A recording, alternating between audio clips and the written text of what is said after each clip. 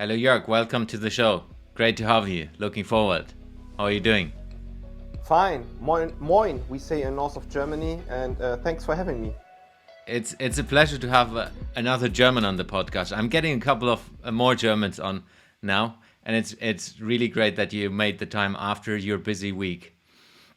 Yeah, it was very busy. So the week wasn't so busy, but the weekend because at the weekend I joined the big trade show, IFA in Berlin. Yeah. Yeah, and it's hard to switch from English because we are both are native Germans, and I think we have wrote some emails before, and then I recognized that I can't write German. That was easier for me, but great to talk to English and reach a bigger audience. Yeah. Yeah, my German speaking is okay for beers and like normal conversation, but professional conversation I try to do in English already. You I'm the can other way around now. you talked to me before, and it wasn't so bad. Yeah, thank you. Let's stay a little bit in IFA. So, on IFA, in IFA, doesn't matter. Doesn't matter. So, IFA IFA. is one of the largest technology trade fairs, specifically, of course, for the European market. Yeah. What are the exciting news you have discovered in IFA? I think you have to look on different levels on it if you ask what's new, especially as a trend or a tech scout. On one side, you're looking on products, very cool gadget there. On the other hand, you're looking on how technology influences those products or these products influence technology and communication. And many colleagues of me were there in their role as a buyer. So they have the discussions with our partners about what products buying, what's next. And I looking more from an innovation side. So what are the big trends? Where are the opportunities to reach our customers through these devices on a different level? Or what yeah trends you see where you can have partnerships like the whole sustainability theme Yeah, topic. There are chances for growing partnerships because especially if you're looking in the topic of circularity, partners has to work together to solve that problems. So from the topic side, what I see is especially in the IoT and smart home area, I hope that the years of standardization and alliances are before us. So mm, many islands in that field at the moment, and it's pain in the ass for customers or users to connect these islands. I think you have the sentence connecting the dots. So connecting the devices it's pain in the ass at the yeah, moment. And I know what I'm talking about. I have, I think, three folders of smart on my smartphone, three folders with different smart home apps to control my home. That's crazy, and that isn't smart.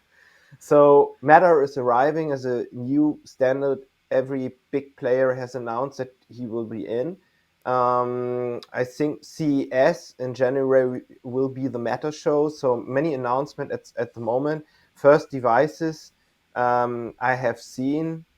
Some technical guy says that wasn't Matter inside. That was only the logo and Zigbee behind. yeah. But you have seen that they are on the way.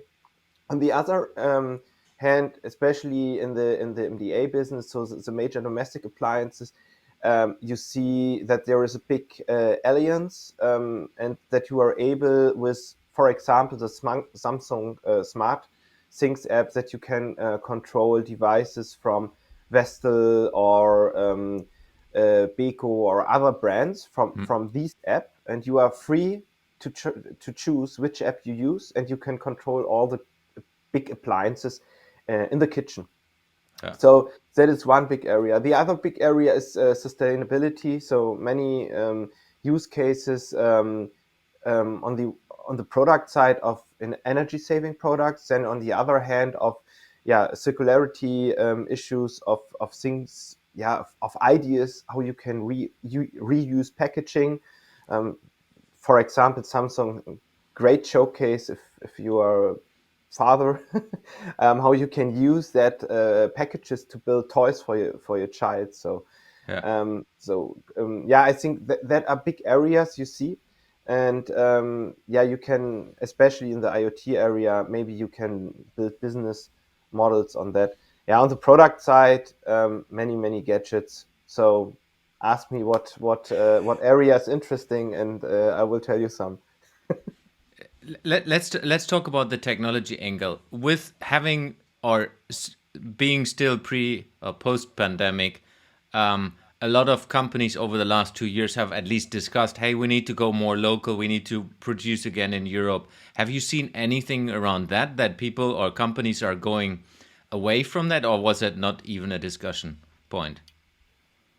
Maybe some discussions, but it was very international. Yes, at some booths, because we were in Germany, they are a big logo producing in Germany. Yeah. But especially chips at the moment, they are still produced in China or Taiwan. So yeah, you hear some discussions, but what you are seeing is more the circularity thing, the reuse thing, Hmm. but not we are producing local now. Okay. That was not so in focus on the booths. Maybe in the discussions with the buyers, we have. We had and have many problems to get products to Germany. I know that for the first time we used train again from China Yeah. through Russia to Germany to get. I think the problem was especially with fridges, and they come during the pandemic with train. So very crazy stories Hmm. how to fix that problems. Um, yeah, but it was more a sustainability discussion than yeah, the supply chain issue. Maybe in the discussions of our buyers, yes. Yeah. And any cool things coming from the wearable market? I think IFA is more, especially this year, household appliances Hmm. focus. I think more and more announcement at IFA. Yeah, you have seen some new Fitbit items, or I think Honor was there and URY was there, but yeah, no device. Everybody talked about that were more on the kitchen side, or Yeah. um, the home as total, less the multimedia side. Yeah. It's quite funny with the whole kitchen thing because I mean living in Spain and Netherlands now, not in Germany. It's like that's not existing. Of course, you can buy all these things, but when you go into a rental apartment or house like we live in right now, you get all the appliances, and then of course you have Alexa and all these nice things, and it's like let's connect. Ah, no, it doesn't work. So I'm really interested if there is in the future as well, like adaptation opportunities where you can use an old version, like an old fridge or something, and then kind of connect it. Because that's basically when you move in, you have an not intelligence item, and then it doesn't work with the whole concept anymore. Yeah, I think if you go to flats inclusive kitchen, you see always the cheap products Yeah. most times. Um, I would say intelligent. I think on the rental side, don't know the word in English. Vermieter? You are German. You know it? Landlord. The landlord. Intelligent landlords maybe install expensive or long-lasting products, because then they have less stress Yeah. with service problems. But normally, you are totally right that there are cheap items and that are not connected these days. But if you're looking on BSH with brands like Bosch, Siemens, Neff, Hmm. on the dishwasher sector, they are already producing only connected devices. So you are able to switch it on or off, of course, Hmm. but they have all the wireless chipset, and I think that will be standard in future. So, but it depends on the lifetime of the product. It will take years Yeah. since till all devices will be smart in the kitchen. Of course, yes, but in Germany, the market is very huge, because Normally, flats are without kitchens, Yeah. especially big flats, expensive flats, houses anyway. And so it's in the focus of the people what device to buy. Yeah, and so we have the use case here, but more on the producer side because of the problems with all that islands, and Yeah. sometimes I call it featureitis, some engineers building features um, because they can, and not why customers asked for. And I've seen some gadgets at the IFA also that belong to that topic. Funny, but useless. And I think we have to build in the whole branch, we have to build extra value to the users through smart devices, and then explaining that. Yeah. Because sometimes you have an Porsche in your garage and using a bike, so you have a connected oven and use it unconnected because you didn't get the benefit. So, and there I think there are new devices where you check the benefit. One example, I think Samsung has shown some. You have cameras inside the oven, putting, for example, a pizza in the oven, Mm. and it recognizes the pizza and starts the right program. Normally, most times it's the same with washing machines. You have 100 programs, especially in the oven. In a washing machine, I think about 10, using Yeah. three. In the oven, you always need the standard programs or the things that you find with the icons on the packaging. Yeah. But the oven has very perfect programs, especially for pizza.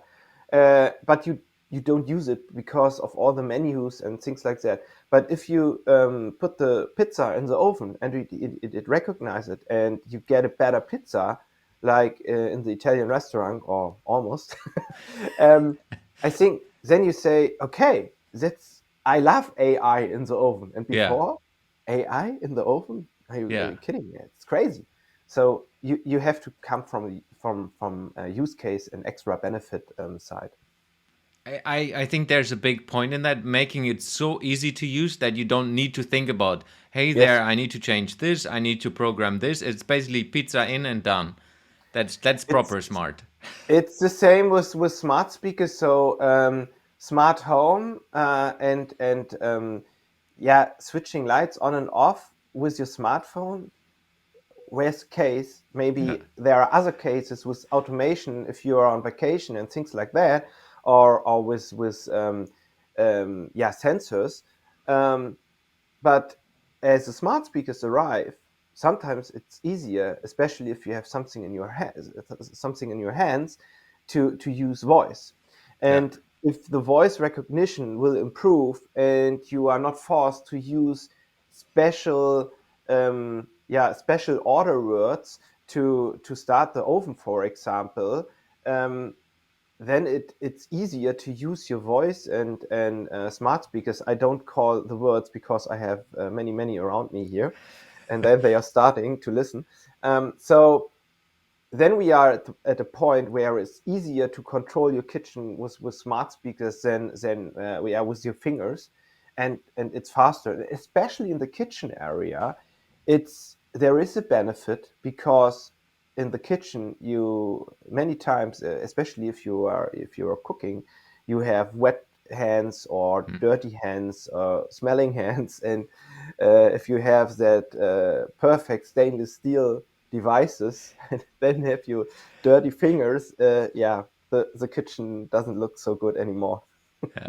I believe voice is one of the biggest topics which is still growing, and as well as is one of the biggest game changers for all the different devices.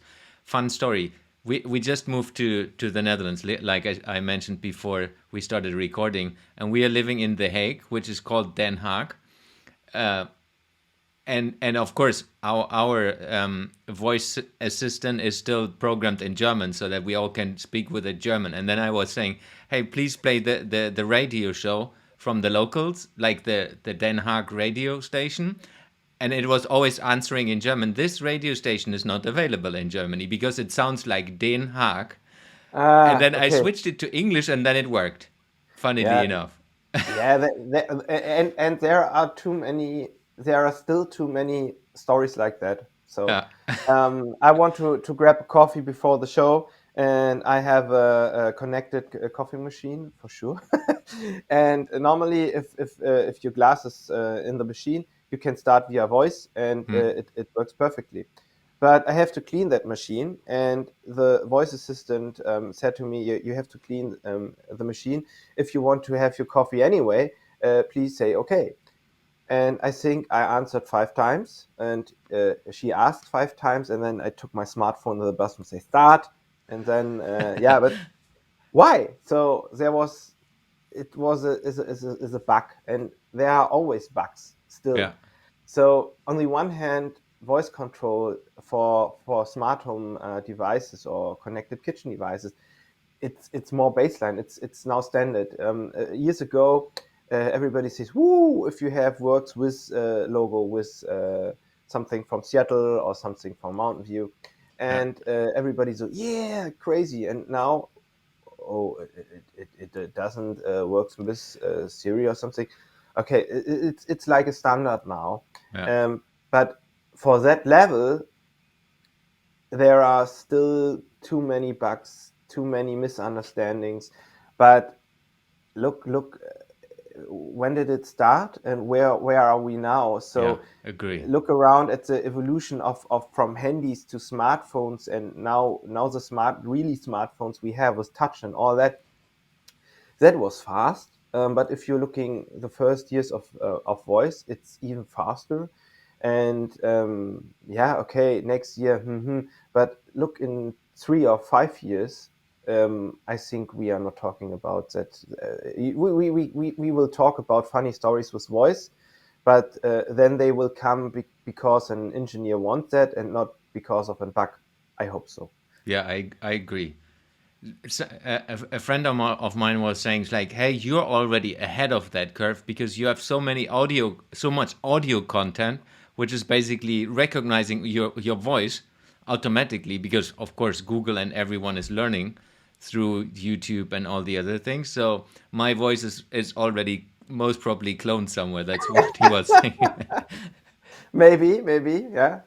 But yeah, I think if all that will come together, so better voice recognition, um, it doesn't with matter. It doesn't matter from which company your smart home device is. With a home appliance alliance, I think home connect alliance or something like that they call Yeah, it. Um, it doesn't matter which app you're using in your kitchen to control the devices. It doesn't matter from which manufacturer they are. It comes, like you said, if it's easy, they will use it. It's with Matter, you have an easier setup process. It's scanning in QR code, and then the product is in. That are the press news. So that are the stories they tell us.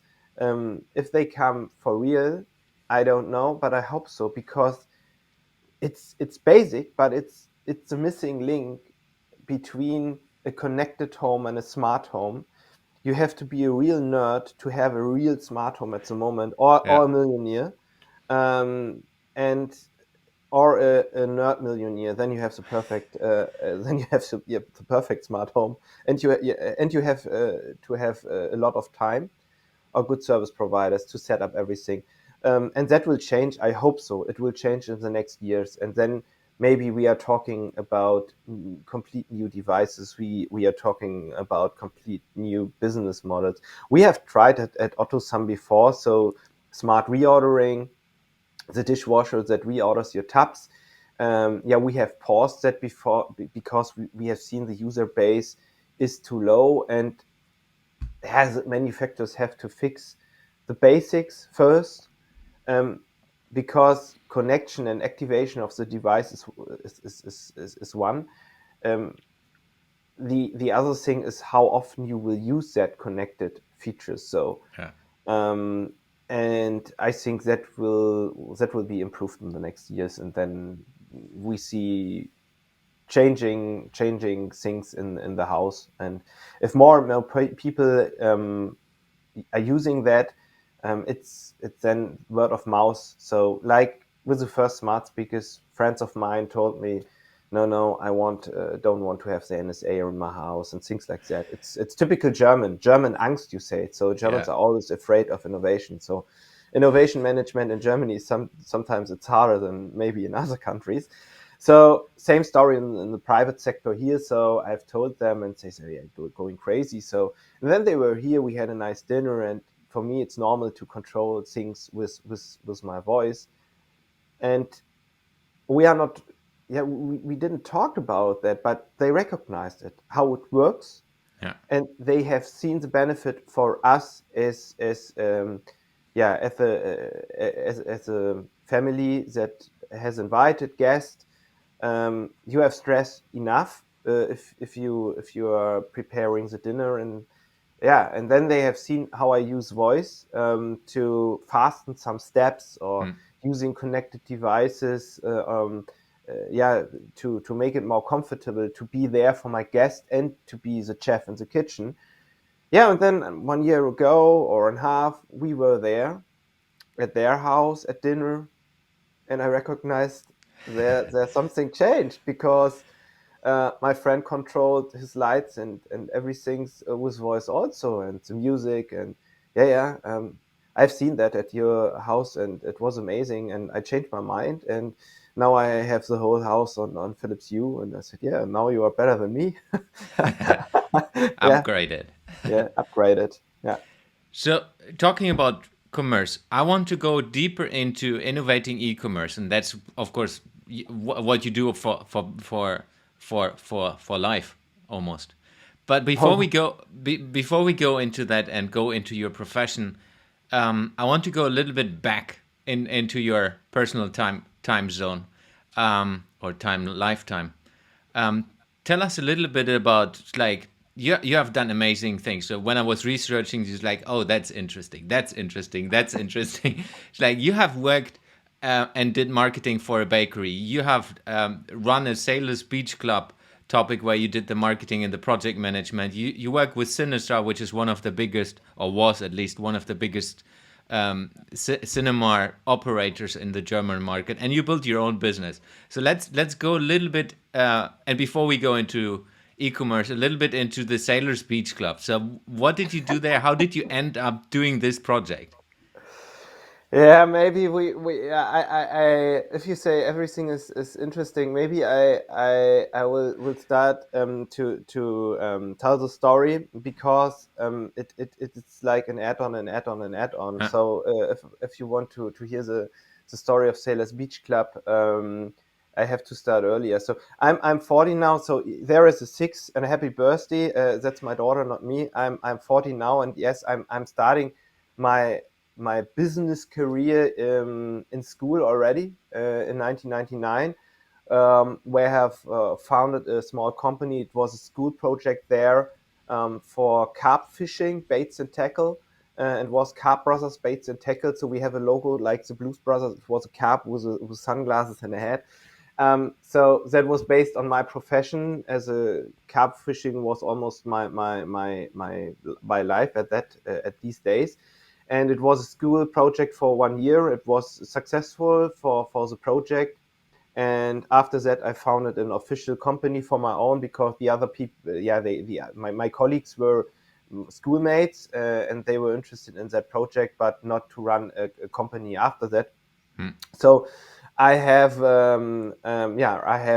had that company for 10 years, and I think in that time, we started in 1999 with an online shop also. So we were in the whole branch. There were many established companies. I think we were one of the first with a real online shop. Yeah. That was a time where companies had email forms at their websites to order. So some companies from these days are in the business these days also. Now they have great shops, but we were one of the first, and I'm a little bit proud of that. So I had that digitalization and e-commerce and online focus as I started my study, and then I come to study here in Lübeck, my hometown, and then everything was offline. The whole scripts, everything was printed on paper. If Mm, you want to see how bad your last test was, you have to go to the school building there and look on the blackboard and what's your grade. I see, that's crazy, especially if you are as a if you are study, you have long holidays. So, and mm, then the grades were published in the holidays, and sometimes you live in another area for the country, and you don't know what's your test. You have to phone your mates and can you go to the blackboard, and that's crazy. And we have found it with friends an information website to handle that. We have scanned the scripts of the lessons, or getting the PDFs from the teachers, putting that online. And then an old friend of mine come to me and said he was a founder also, and they were in the party business, so mm. typical the DJing for yeah, drinking parties for young people, then growing from for weddings and DJ business, and then eh, let's start study parties. You have the crowd because of the website. We have all the technique, so let's start parties. Yeah, we did, and that was a good business for our side. So we get money to grow our website, and we do the marketing, and it works. And beside the profession of carp fishing, I come from the sailors business. So my parents they were very good sailors, and I till 15 I was sailor also, and then I moved back. I moved to fishing, so I was more interested seeing the fishes under the boats than driving the boat. And but I love to drive speedboat or rubber boat with big motor, and to be a security boat driver at sailing races. Mm. And Travemünder Woche, it's one of the biggest sailing events in the world. Yeah. We have it here. It's 20 minutes from Lübeck. And I was there a security boat driver for years in my free time, or every summer holidays I was there. And it was more a traditional festival. It's more, I don't know, do we have in English a word for Volksfest? Kirmes? It's Yeah, it's yeah, not there are different words, but not proper explaining. Yeah, it's a very traditional party with food and drinking, but we have, I think, 500,000 visitors Yeah. in these 10 days. So it was very huge, but more for old people. And we said, okay, we are at the beach sailing. Where's the beach club? And then there was with my friends of doing that parties. We have asked the organizers of the sailing event to starting a beach club during that 10 days of sailing event. A Mm. tent was already there, but it was empty at night. At Yeah. day it was, if it rains, to for the sailors and putting their stuff there. Yeah, and yeah, we have started there building a beach club. And yeah, it grows over years. And after B2C, we saw B2B as an option, because especially sponsors of that sailing event Yeah. booked their caterings, dinners for their customers, because the view was great, and it was like a bar and restaurant. And on the area, more to the land, it was only the booths with bratwurst, uh, Yeah. sausages, and the normal stuff you get at festivals like that. Yeah, Yeah. yeah, and I think I did it for 3 years, and after that it was too much. With after study was real job, then my carp fishing business, and I left. And my friends left a few years after, but only because their normal party event and catering business has grown so much, because especially through that Sailors Beach Club thing, they have invested a lot in technique, in lights, and all that Mm. catering stuff, and then Mm. use that to do that B2B events outside the Woche, and for weddings, for company events, and they have grown, and they are still after pandemic, they are very good in business, and a very professional B2B catering company now. Yeah. That's cool. Yeah, and how did you end up in the whole e-commerce? I mean, you started with online business, doing this was kind of online and offline, I guess, with Yeah. supporting it through the website. What brought you to go all in on the e-commerce business? Yeah, it was a transformation even in that small company. Started with a catalog and a website. I had a good catalog the first days, and especially from the cost side, and to be actual, I decided to go online. Yeah, totally. In my first job, I think I was at one time, I had to decide going that startup thing, my own company, going after finished my study to go the normal professional company way, and I decided to do both till the day I can.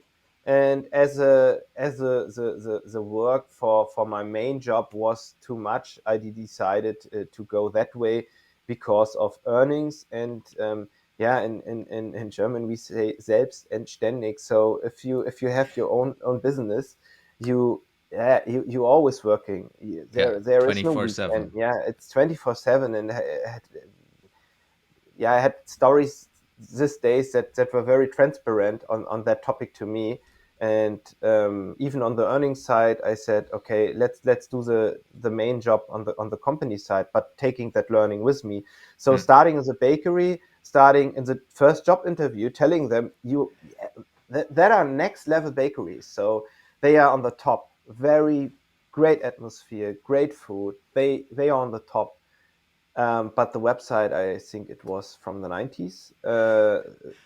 And even still, first in the first job interview, as I was asked, what's your first job if we hire you, I said, relaunch the website. It doesn't fit to your professional normal stores and things like that. Yeah. Yeah, and it was one of my first projects. They hired me, and yeah, there was both sides also, because I was responsible for POS marketing also. Then I went to Sinistar, and then it changed, because at Sinistar it was online focus for me also. Yeah, we have that cinemas, and it's more offline business, but I was responsible for online marketing things.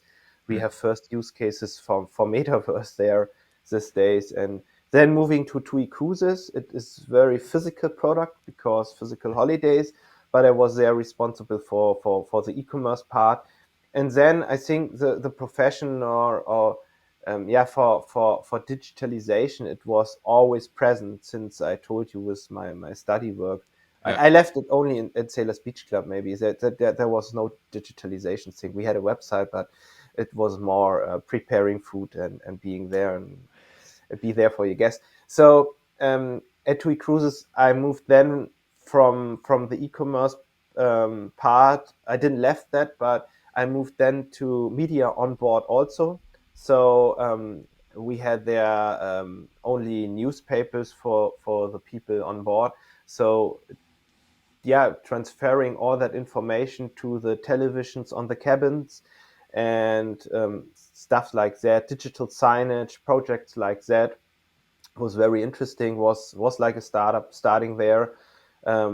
We have no cruise ship. The cruise ship was for celebrity cruises on the sea Mm. these days, and then we have, I think, 50 millions in 30 days to rebuild it the TUI Cruises Mein Schiff. It was very interesting starting there with 50 colleagues, and left after 3.5 years with 150 colleagues, with two ships, and one was in the yard. The Mm. first new build was in the yard. Very interesting. And then I think I want to join maybe the transformation I had before with my own business. So in 10 years, from a small mail order to an e-commerce carp fishing company at Otto. So we are very traditional mail order big book company, and we are were at these days also in a already in a transformation to becoming one of the biggest e-commerce players in Germany, and see there the transformation as a small wheel in a very big machine, Mm. to be part of that transformation, and totally in the e-commerce business. Yeah. And then I think at Otto, my profession for innovation, wins against e-commerce. So it's both now, but I think to innovate, to build new things, to do digitalization, it was always in my heart. E-commerce was a vehicle for that, because it's a big part of transformation and innovation, of course. But the heart was always for innovating things, doing things new. It's untypical Germany, I know. Yeah, tell me about it. No, but maybe for the listeners who have never heard about Otto, give me a little bit from my perspective, grown up in Germany. Otto was the number one, and I think is still the number one e-commerce retailer in Germany, but didn't like they haven't started out as an e-commerce retailer.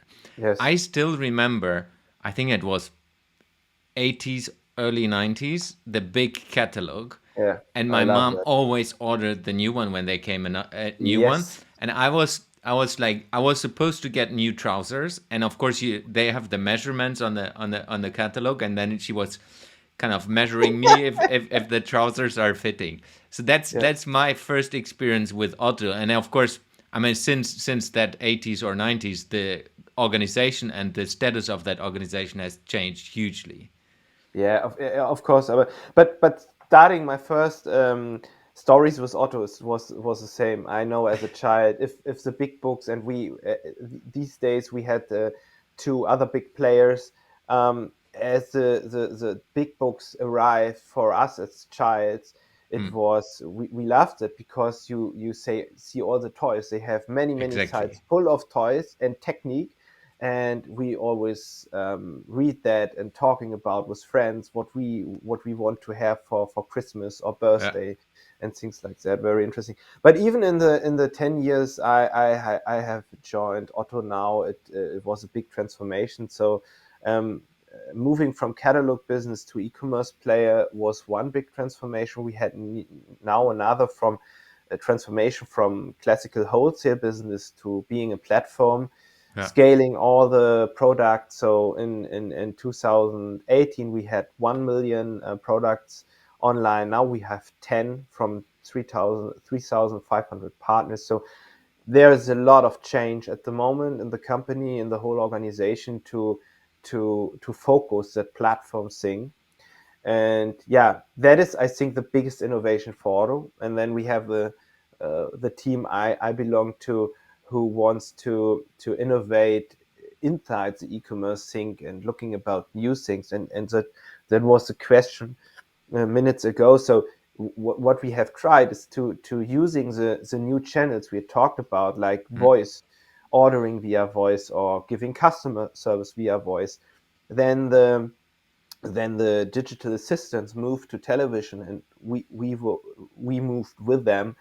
And we can imagine that there will be really good use cases in future, if it yeah it's a thing of connection there also, because if it's easy to use, maybe you are talking about measuring yourself for clothes. But if you think about measuring your flat yeah. with your smartphone, with AR, seeing big catalog pictures of couches on your television, even if you're sitting on your old couch, then looking on the big screen, imagine, okay, that color, that model, that I love, that I would love, does it fit? Then send it to my smartphone, going back from the couch, going around the room, place it with AR in the flat, seeing how it looks, how Mm, does it fit, and then maybe use your voice and say, show it in red, show it in black, and Yeah. then order. I think the briquettes are all there, but it will take some time to combine that as a really, really good, yeah, retail experience like you had. Yeah, sometimes you can have it if you have very, very good retailers in your town Yeah. that doing that very good advisory, doing good service. But if you imagine a story like I told before and everything works together, you can get with e-commerce a better experience because you have that advisory, the sales interview in your living room and can Yeah. see the products in your living room and then order. And yeah, that is a vision. And we are working on parts of that. We are trying AR, we are trying voice commerce. Um, Big problem of e-commerce is that advisory sync and that inspiration sync. Mm. And live shopping is one of the big trends we see from it's arrived from Asia. We are doing a lot, investing a lot in that, trying a lot. We had a first live show yesterday directly from the IFA with Samsung from their pop-up showroom there. Yeah. So that are innovation projects we are doing at the moment to yeah to improve the e-commerce experience for our customers. And maybe in future we are selling in the car because you don't have to drive. Maybe we push the play button again for the Auto Ready project, that your kitchen appliances are allowed to reorder replenishment products, accessories for their own. Yeah. Yeah, I think interesting use cases are in the pipeline and will grow. Yeah, and it's super exciting to hear from me because I'm working with big corporate and have worked in one of the biggest furniture retailers in the world. So I understand the Guess what? Yeah. yeah, I understand the perspective of having the online version of a showroom and like being able to do that at home and can you pause a minute? I need to argue with my wife. No problem. Having these opportunities, I think it's really really cool. What I love and following you already quite a bit since we connected last time. Uh, it's very good example that Otto is doing that. That you're thinking already ahead because I work with a lot of retailers and other companies. I see it's not always the case. So not all companies are going all in and looking already beyond the horizons. I think that's important from a culture aspect of an organization, but it's also from let's say the leadership having that perspective that we need to bet on a couple of horses where we Yes. have no idea if that's going to work. And that it's really hard work in Germany Yeah, because I can they imagine. are all afraid of future. They are all very good in controlling Yeah, and they want to see business cases. But in innovation management, sometimes you have to bet. And yeah, I have really, really nice discussions with internal guys and my colleagues also. Like we want to have a business case. So I think, yeah, I can give you a business case. So what do you want to have as a target? What number should be under the line? I say what? Yeah, you have to calculate it. Yes, I can calculate, but it's starting with a vision and the question: if we trust in that innovation or not. yeah, I can move that number in percentage and say what number you need to that we get can green light the project, and I will calculate like that. So the business case, it doesn't matter. Yeah, you have to talk about numbers, chances, risks, what you yeah, have to invest. But a really business case like you can have for normal projects, normal programs, new products, normal new products. Yeah, normally you can't get that for innovation products. It's innovation projects or innovative products. It's mostly it's more like betting, like you yeah, said, and trying, starting with a small POC.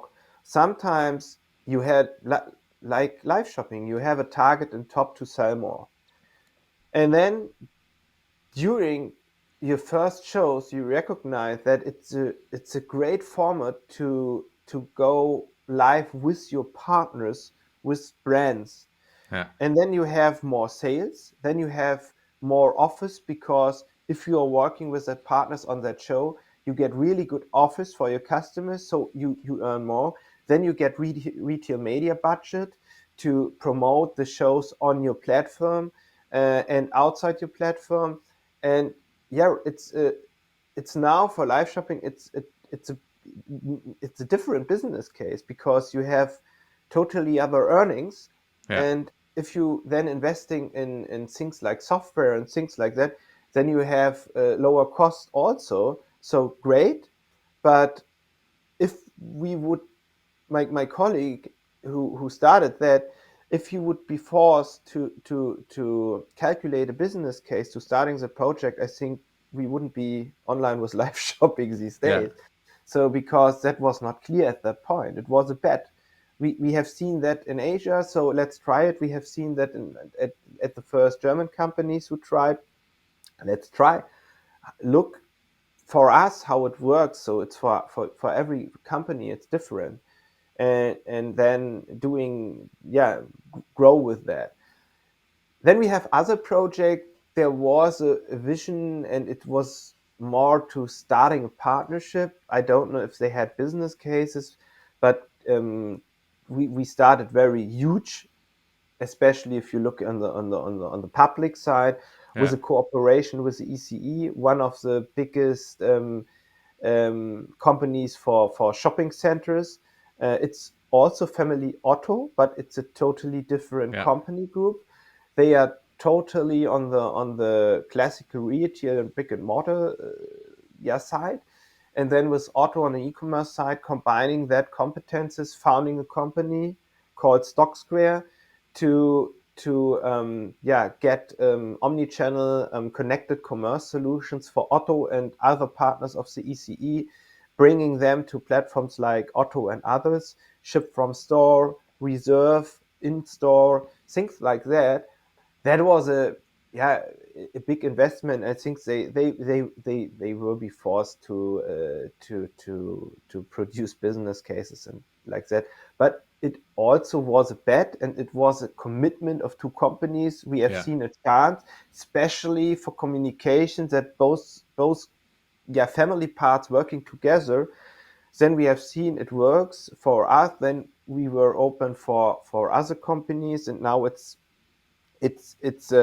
innovation for Otto also, but in business model, and they are working for their own as a service provider for yeah, competitors also, to bring Yeah. them on platforms. And yeah, so you have different level of innovation. You always have to fight. The weapons are different.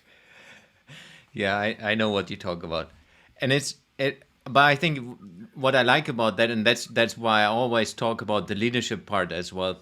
It's if the leadership, like you said, it's a family-owned company, and the different parts of the organizations, or let's of the family, I guess even they agree to do things from a leadership perspective. Let's bet on this. Let's do this. Of course, with calculating the risk, I guess.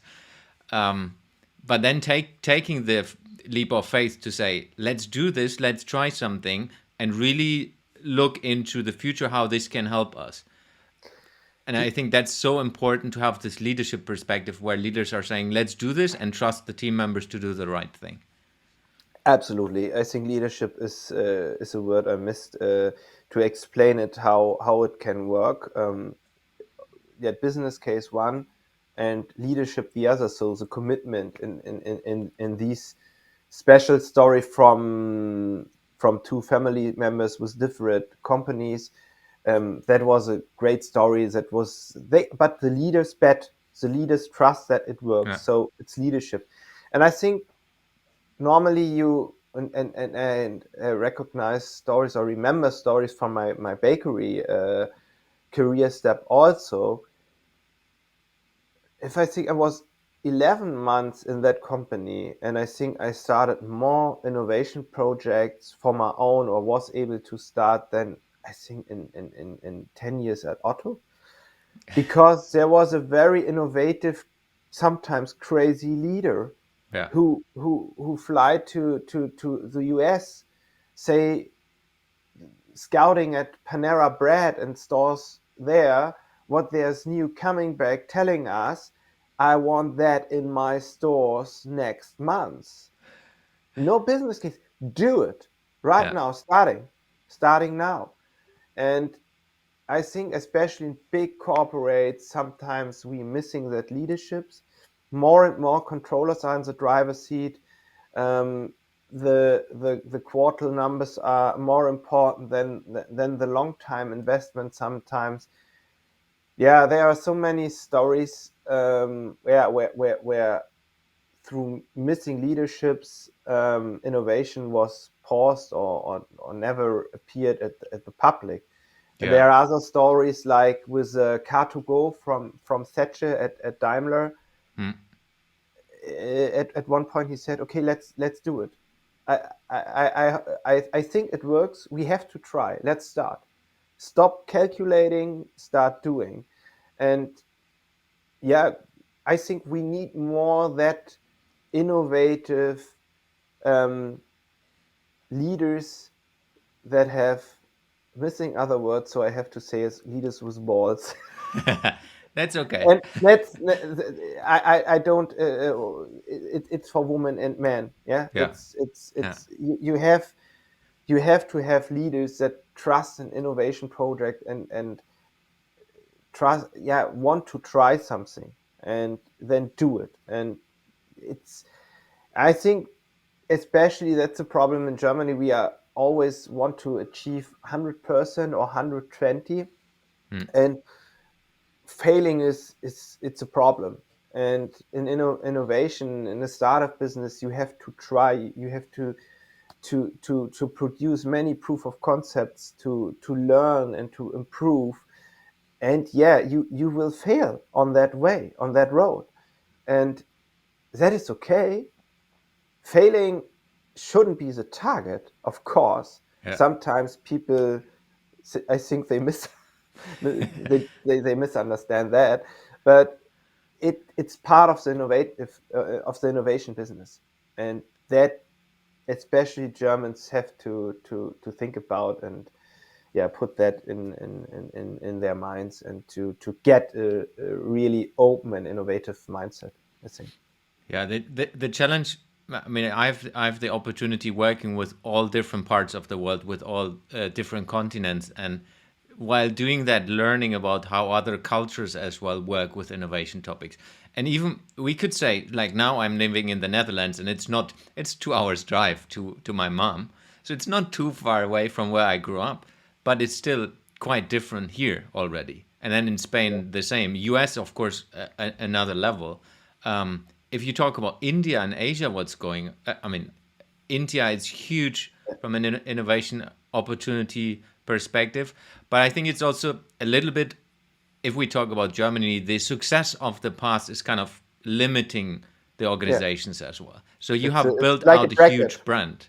Yeah, Yeah, it's like a exactly. bracket, and that's the problem. We are filled up with the success of the past, and you seeing the problems that occur, especially in the car business, because in Germany that's always in the focus. But I'm looking not so happy in the future if I look at the economics of Germany, because especially based based on that you told us before.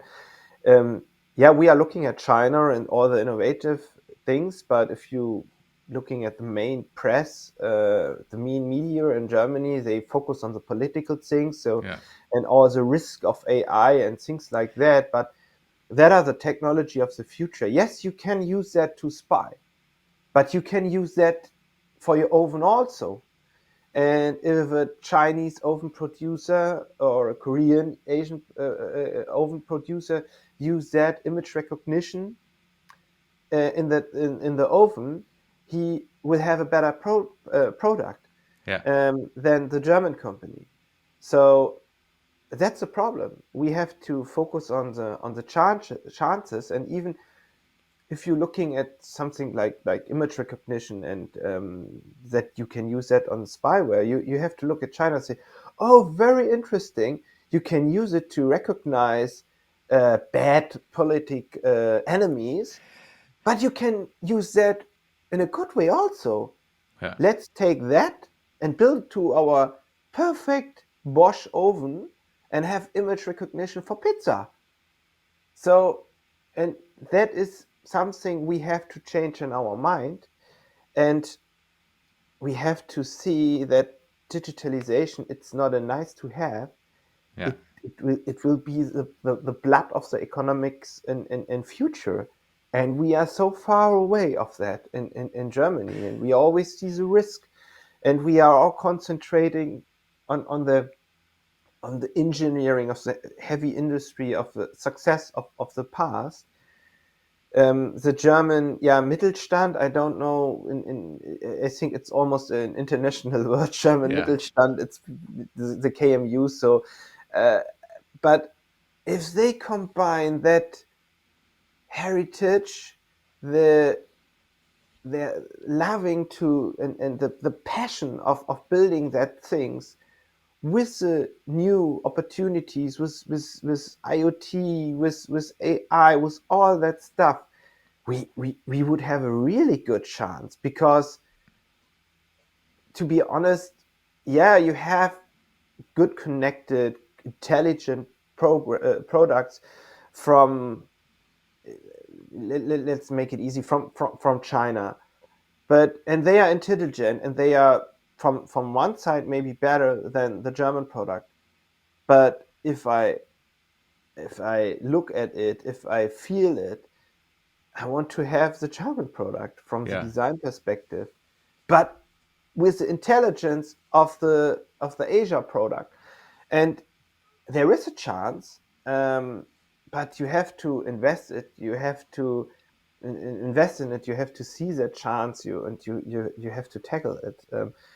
And it doesn't work if all the software in a car, for example, is so good.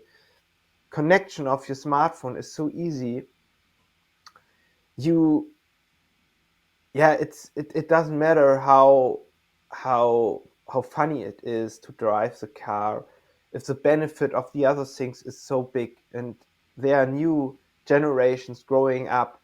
For them, it's more important that it's easy to connect their smartphone to the car, and Yeah. everything from the smartphone works in the car, than the, I don't know the English word, Spaltmaß. So the how it's a typical German car engineering word. So how great the car, the body of the car is manufactured.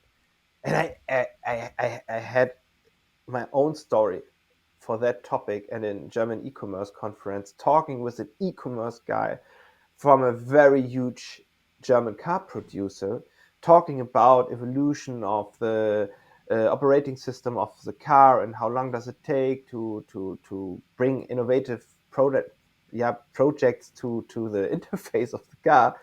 And at one time, as I said, it's too long, and please compare it to Tesla. He switched the topic, putting the hand on the car, but look how beautiful it is, and compare it to Tesla.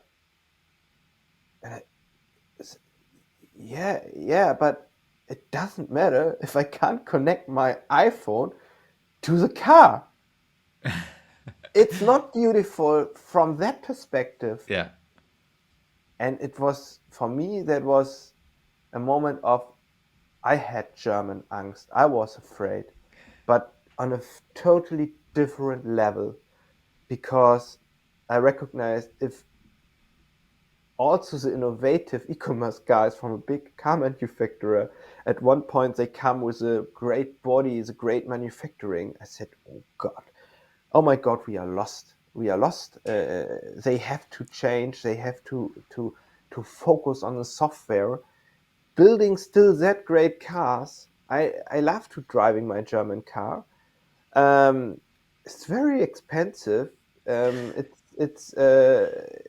love it from the whole driving experience, but the Korean car, the connection with the iPhone is faster, and yeah, that's crazy. Yeah, there are a lot of improvements, and I didn't lost the whole chance blick for the German car manufacturers, but you can see how long they have slept. Yeah. I think that's something where going back to leadership, which is possible to challenge in the future.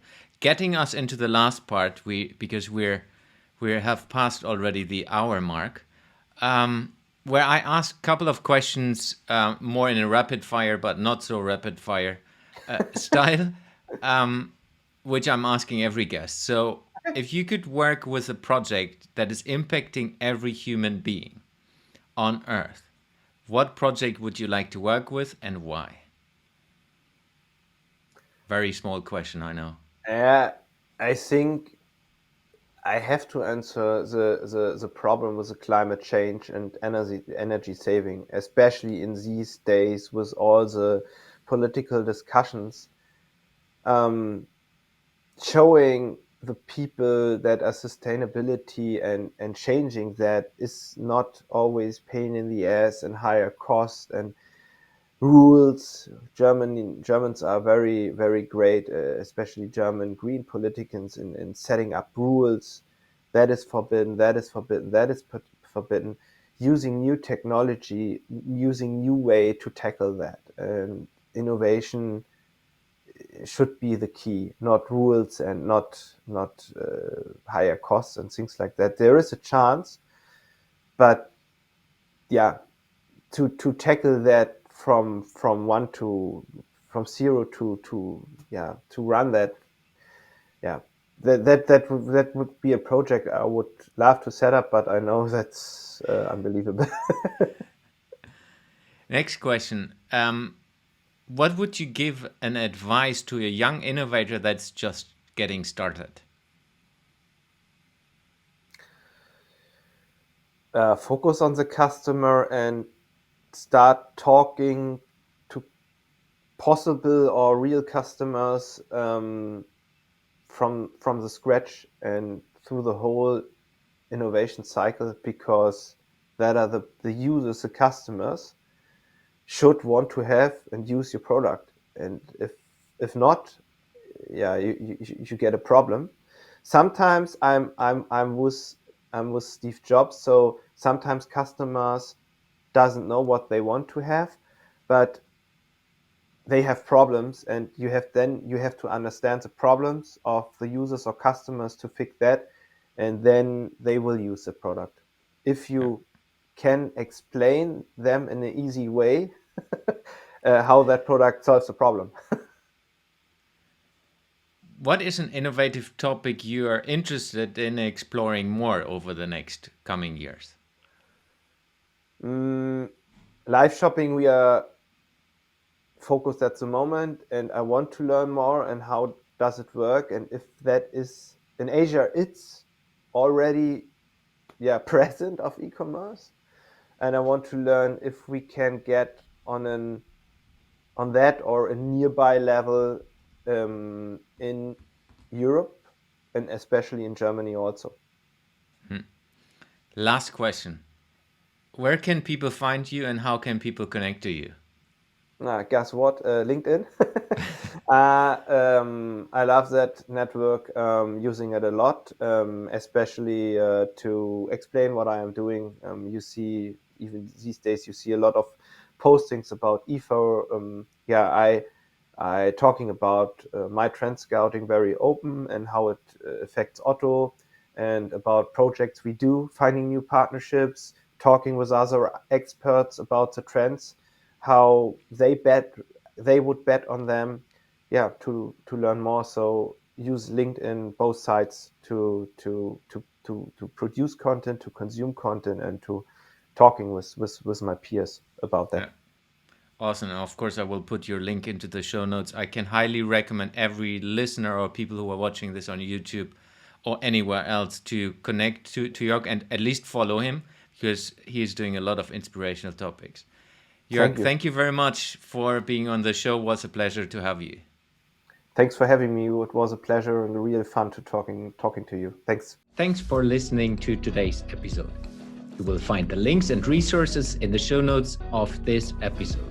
If you would like to support the podcast, the most impactful thing you can do is subscribing to the show on any of the podcasting platforms and give me a review. This will help me to reach more innovators around the world and bring some of you into the show. If you have any question to the guest or want to engage with me, feel free to reach out to me on social media and contact me there.